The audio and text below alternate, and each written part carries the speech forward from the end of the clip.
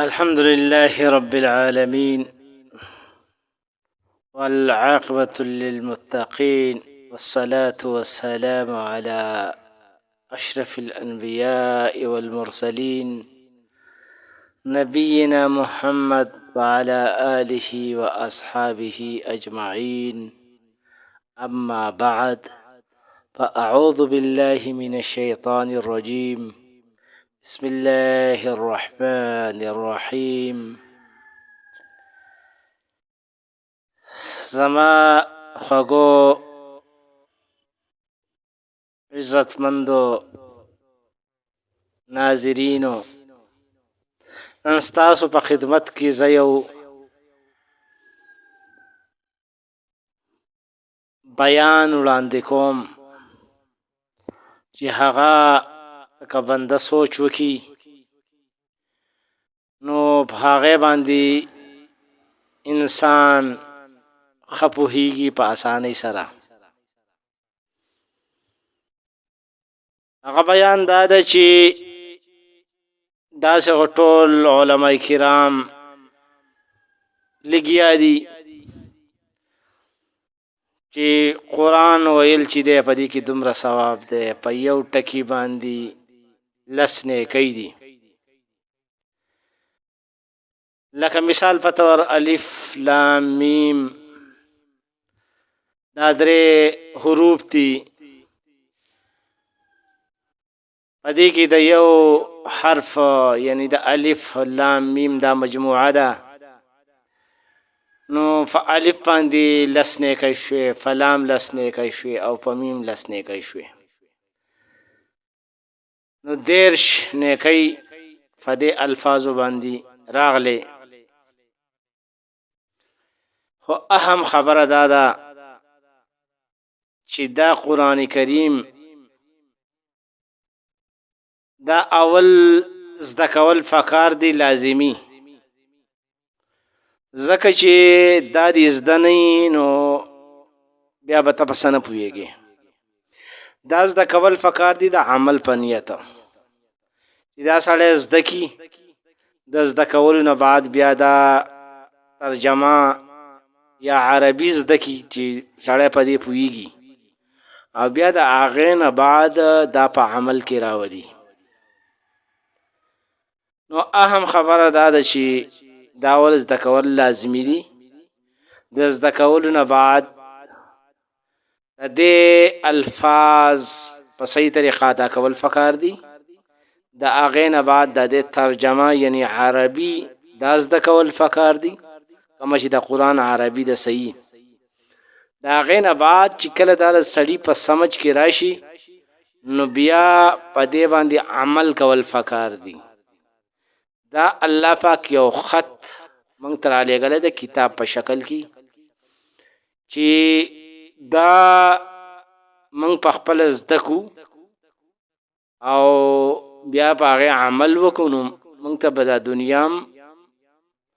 الله راکړي او آخرت پر الله هم راکړي. نو ما ته نور بیان کولو ته څه ضرورت نشته. په دې باندې مفتی صاحب محمد منیر شاکر صاحب خبرې کړلي، نو راځئ چې دا بیان واورو چې د مفتی صاحب څه وایي. راځئ چې دا بیان واورو. نو الله فرمایي والله شهید، الله گواه دی، الله ویني تاسو چې څه کوئ.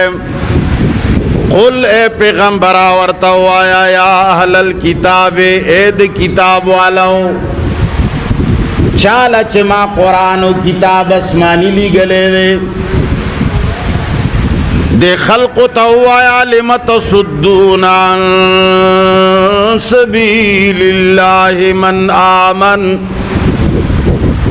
دی کتاب والاو ته ووایا چاله چې اسمانی کتاب ملاو دی، مولا دی، عالم دی، بار د کتابونو ور باندې دی. پیغمبر آدی ته ووایا لم تصدون عن سبیل الله من آمن. چا چې ایمان راوړی دی دا خلق د الله د لارې نه ولې منع کوئ؟ مومنان دي کلمه یې ویلې ده مسلمانان دي ته بیا هم د الله د لارې نه منع کوي ورته وایي چې خبردار دا قرآن چې کوي دوی نه ځان وساته دا خو ته د الله د لارې نه منع کوي دا پلانکي جومات ته لاړ نه شي دا پلانکي ملا خبرې وانه اوري من آمنا چا چې ایمان راوړی دی کلمه یې ویلې ده ځان مسلمان ګڼي د جنت دپاره محنت کوي خواري و کوشش د جنت دپاره دی ته یې د الله د لارې نه منع کوي د الله لار څه شی دی قرآن که بله شته لار که چا الله لیدلی وي ملاقات یې ورسره کړی وي او راغلی وي میپ کې تېنه نقشه راوړي وي چې دا لار ورغلې ده خو موږ ته دې وښایي موږ ته خو رسول الله دغه لار ښودلې ده چې الله ته دغه لار ورغلې ده اهدنا الصراط المستقیم موږ ته نیغه لار وښایه الله وایي ذلک الکتاب لا ریب فیه دغه کتاب دی چې ته صراط مستقیم چغې وهې دا مستقیم چېرته په بټخیله کې د اوسېدلو والا څوک سړی نه دی دغه صراط مستقیم ذلک الکتاب لا ریب فیه دی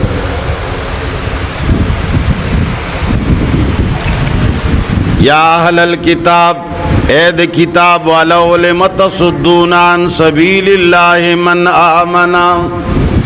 چاچی ایمان راوڑے دے دا ولی دا اللہ دا لارے نہ منع کوئے ولی پا گڑو وڈو باندے سر کوئے چاور طویلی دی چے دا ذکر کوا چاور طویلی دی دا ذکر کوا اللہ اللہ وایا اللہ اللہ مسلمان پا دے غلی دلے ہزار ظلم ما تاسو لدا مثال در کڑی اللہ دی کمے و بشے معاف کی چھے مثال باندے جان پوئی کے چھے تا تخپل پلارو آئی بچیا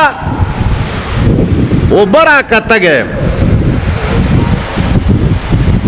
اور تا تسپیر آواخ لے بچیا وہ برا کتا گئے بچیا وہ برا کتا گئے بچیا وہ برا کتا گئے بچیا وہ برا کتا گئے ثواب ملوی الکه بیا په قرآن څنګه ثواب ملوي قرآن کې هم دغه خبرې دي قرآن کې الله څه ویلي دي مونځ وکړه تا تسبیح اخیستې اقیموا الصلاة اقیموا الصلاة اقیموا الصلاة اقیموا الصلاة هغه ته چې قل الحمد لله ته زما شکر ادا کړه ته چې قل الحمد لله الحمد لله الحمد لله الحمد لله هغه ته چې قولوا لا اله الا الله دا عقیده جوړه کا فعلم انه لا اله الا الله دا عقیده جوړه کا چې نشته لایق د عبادت تا تسبیح خستی چې لا اله الا الله لا اله الا الله لا اله الا تا او د پلار په خبره کې څه فرق پلار راته وایي بچیا وګم ډوډۍ راکا تا تسبیح واغستې بچیا وګم ډوډۍ راکا وګم ډوډۍ راکا وګم ډوډۍ راکا ثواب ده دي الکه دا د ویلو شی نه دی د منلو شی دی پلار دته چې دا کم ټکی کړي دي دا د ویلو د پاره نه دي د منلو د پاره دي پلار دته چې وبراکا نو د سره ټولې زندګۍ کې دا ونه وایي چې وبراکا خو پاڅه ورته وبره واخله ثواب به دې وشي په ویلو ثواب دغسې د الله قرآن دی هر ټکي کې الله یو حکم کړی دی دا وکړه دا وکړه دا وکړه دا مه کوه دلته راشه دلته مه ځه دلته ګوره دلته مه ګوره دا اغونده دا مه غونده دا په خولې وایه دا په خولې مه وایه او تا تسبیح اخیستې ټوله ورځ دغه شی وایه الله الله الله څه چل دی په ما الله ګران دی ښه په تا پلار ګران دی پلاره پلاره پلاره پلاره او پلار درته چې بچیا د شپې بار مه وځه بڑا دماغ خراب دي تسبیح راخله پلاره پلاره بارم چرسیانو ډیپو کې ناست یم پلاره پلاره پلاره یاره ته خو په ما دومره ګران یې چې هلته دې م یادوم هغه درته چې خر کوسه زه درته یم چې هلته ځمه ته ما هلته څه له یادوې ما تا ته ویلي دي چې هلته ځمه ته وایي چې تلی ومه خو ته مې هلته م یادولې اسی په ایمان امی مسلمانه پوهېږي که پې نه پوهېږي دنیا ته دا مسله ورسوی دوکه ده او بهترینه دوکه د امت سره شوې ده تا ته مور ووایي بچیا بېګاله د غلو خطره ده کور ته رااوړي چېرته لاړ نه شي بېګاله زما د عزت د جنازې د وتو خطره ده بچیه چرته لاړ نشي. د دې ټکي مقصد عمل کول دي که ویل دي؟ استاد امور وی چې بچیا بګاله زما د عزت جنازې وتو خطره ده چرته لاړ نشي. چا دمکی را کړې ده بګاله زمون کور ته راوړي زما د سر نه لوپټه وړي، خو بچیا زما د عزت خطره ده چرته لاړ نشي. تا تسپیره واغستې او ښه مزېدار ګاډي کې کېنستې لاړې قصه خانې ته، شپه دې قصه خانې کې ده، وخت ځای کې وایي بچیا چرته لاړ نشي زما د عزت د جنازې وتلو خطره ده، بچیا لاړ نشي، بچیا لاړ نشي. د مور به دې دلته بچ شي که لوپټه به ته یوسي. هلکه وختي در نه وړې ده مسلمان، ته په تسپو باندې قصه خانې کې لګیا یې چې بچیا لاړ نشي. تا ته مور ویلي و چې دلته ایثار شه، دا ټکي د ویلو نه دي د منلو دي. په دومره غټه خبره مسلمان نه پوهېږي. 1400 کاله په دې باندې دا محنت شوی دی چې وروره دغ ویلو دومره ثواب دی، د دغ ټکي ویلو دومره ثواب دی، د دغ ټکي ویلو دومره ثواب دی. چې کم ملا ووایي چې د دغ ویلو دومره ثواب دی، نو چې دی بیمار شي کټ کې ټینګ وتاړه، چې دی درته وایي چې ما ډاکټر لا بوځه، ته تسبیره واخله چې ما ډاکټر لا بوځه، ما ډاکټر لا بوځه، ما ډاکټر لا بوځه، ما ډاکټر، چې ده ته چې خو بومې ځه که نه، ته چې خو ویمه که نه، چې دی درته وایي چې مرمه، او ته چې خو مولي صاحب وایي چې مرمه، مولي صاحب وایي چې مرمه، مولي صاحب وایي چې مرمه، نو دی به ایله پوه شي چې دا خو والا ما ټول عمر څه بل کار کړی دی، لیونتوب مې کړی دی. مسلمانه قرآن د ویلو کتاب دا د منلو کتاب دی، او دا ویل یې دې دپاره دي چې تا ته رایاد شي وی منې. ویلو ثواب شته، د ویلو حکم من کوو خلقو ته، ځکه چې وی نه وی نو د عمل به پې څه وکړي. ویلې صرف د عمل دپاره دي، که د عمل په نیت ویل نه وي نو د ویلو ثواب ګناه زیاتی ده چې په خولې دې ویغ د خدای جاهل او منلو دی نه. د دې مسلمان هغه مثال دی لکه یوه خارو یو سړي پویه کړې وه، صرف خبره یې پې زده کړې وه، دې ته پویول نه وایي. خارو ته یې وی چې خارو چې کله میدان کې ګرځې او کم ځای کې ته دانه وګورې نو ټک ولور نه کې، د هغې لاندې به لومه وي، په غبرګو خپو به ونښلې. دا ټکی پې زده کړی و خو پویه کړې یې هغې به دقه ځان سره وي چې خارو چرته دانه وګورې نو ټک وله ورنه کې، لاندې به لومه وي، په غبرګو خپو به ونښلې. دغه ټکی ځان سره زوتولو چې هغه ځای کې یو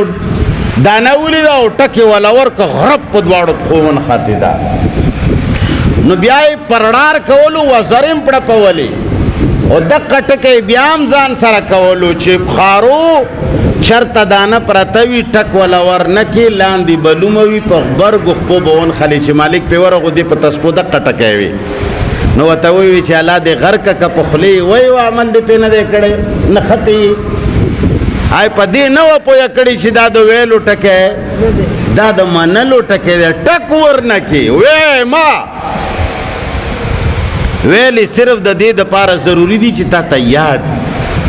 چې هېرېږي در نه نه. لکه یو سړی پلار یا مور تېنه بازار نه څه شی وغواړي او دی ځان سره موبایل کې ریکارډ کړي، یا یې ځان ته په کاغذ ولیکي او سات کې راوباسي ګوري، نو د دې لیدو څه ثواب شته؟ دا لیدل صرف د دې دپاره دي چې دا شی مې هیر نشي. او که په دې نیت یې ته را اخلې او وینې چې دا شی رانه هیر نشي، نو په دې نیت دا لیدل هم ثواب دی. خو که ستا اراده دا نه وي چې هسې ګورم او ږدم نوره مور له څه شی وړم، نه، نو بیا د دې لیدو د وړلو د راغستو به ګناه درته میلاویږي چې منافقه ته خو ډېر غټ منافق وي، دوکه دې کوله.